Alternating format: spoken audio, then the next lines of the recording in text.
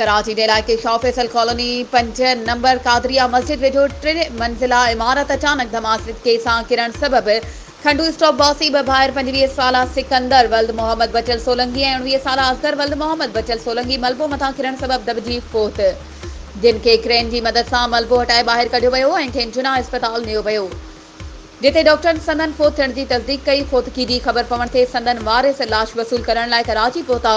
ज़रूरी कार्रवाई बाद लाश वारसनि हवाले कया विया। फ़ौत थी वियलनि जे वारसनि मोहम्मद बचल, महबूब, मोहम्मद जुमन, बिलाल सोलंकी ऐं ॿियनि जो चवणु आहे त फ़ौत थी वियल ॿई भाइर गुरबत सबबि रोज़गार सांगे कराची वियल हुआ। पंहिंजे रिश्तेदारनि सां गॾु कराची में महिनत मज़दूरी कंदा हुआ। फ़ौत थियलनि जा लाश खंडू स्टॉप ते पहुता त रोज़ राड़ो पइजी वियो।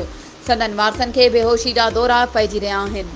वधीक ख़बरुनि ऐं अपडेट्स जे लाइ असांजे चैनल खे सब्सक्राइब कयो ऐं हा, बेल आइकन खे प्रेस करणु न विसारिजो त जीअं असांजी हर नई अचण वारी वीडियो तव्हां ताईं पहुची